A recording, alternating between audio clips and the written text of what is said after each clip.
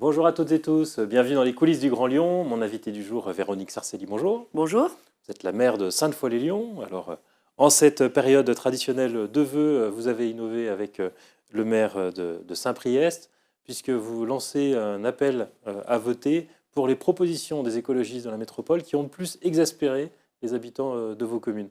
Quel est le sens de cette cérémonie de vœux? Cette démarche Faites vos vœux pour 2024.fr est une démarche qui se veut citoyenne, collective et qui se veut une démarche qui va vers des habitantes, vers les habitants de la métropole de Lyon, pour non seulement dire les points qui les exaspèrent et les décisions qui les exaspèrent de la part des écologistes, mais aussi les points sur lesquels ils aimeraient que l'on travaille et les points sur lesquels ils aimeraient que nous avancions tous ensemble. Et alors, vous listez un peu ce qui vous exaspère, parce que la formulation, c'est quelles sont les propositions des écologistes, les décisions des écologistes qui vous exaspèrent. Et donc, on comprend que vous, ce qui vous exaspère, c'est la piétonisation du centre-ville, sont les pannes à répétition des TCL. Les pannes à répétition des TCL, c'est une décision des écologistes?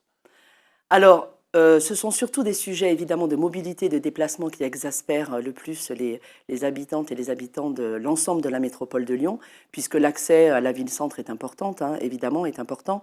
Mais il y a d'autres sujets, le logement, mais évidemment aussi tout ce qui concerne les acteurs économiques et le risque de déclassement de notre métropole de Lyon. Sujet majeur. Oui, ce que vous regrettez en la matière, c'est le manque de vision économique ambitieuse à l'échelle de la métropole, ou c'est la perte d'ambition touristique? Alors c'est les deux qui sont réunis, puisque une métropole comme la métropole de Lyon et une ville comme Lyon doit avoir son attractivité commerciale, son attractivité économique et son attractivité touristique. Alors, quelle leçon vous en tirez? On se souvient qu'en 2021, vous aviez dit sortir de la métropole, pourquoi pas? C'est toujours l'enjeu. Il pourrait y avoir un Fidexit, pour reprendre un de vos éditoriaux. Alors, ce qui est en jeu, je crois, aujourd'hui, c'est la loi portée par Étienne Blanc, la proposition de loi portée par Étienne Blanc finalement, qui nous amènerait à revenir à un ancien statut qui permet de représenter chacune des communes dans la métropole et de faire siéger les maires dans le conseil métropolitain. Revenir sur le statut de la métropole avec l'organisation du coup de 3 scrutins à Lyon le même jour. Alors, l'organisation des scrutins, de façon opérationnelle, elle est encore, je pense, à travailler.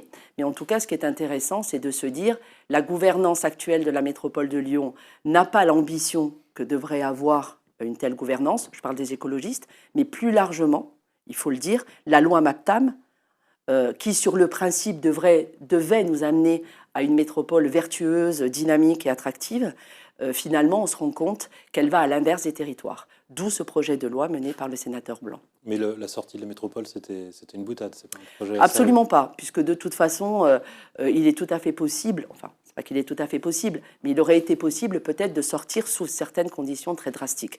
Mais aujourd'hui, finalement, c'est pas la question de la sortie d'une commune qui est intéressante. C'est pas ça qui est important. Ce qui est important, c'est de se dire, on voit bien les incohérences que porte la loi MAPTAM, on voit bien qu'elles sont exacerbées par une majorité métropolitaine en place.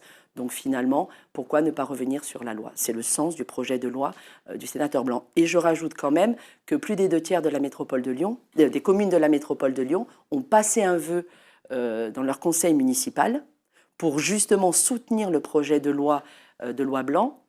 Et finalement, c'est quand même intéressant de voir que les 2 tiers des communes de la métropole de Lyon suivent ce vœu. Il a été bien sûr adopté, soit à l'unanimité, soit à la majorité. Je précise que les seuls qui ne les ont pas votés, ce sont les écologistes dans les conseils municipaux.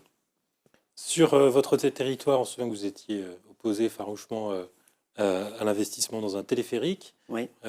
Finalement, vous avez obtenu, en tout cas, est annoncé le tram de l'Ouest lyonnais, qui aura une station à Sainte-Foy.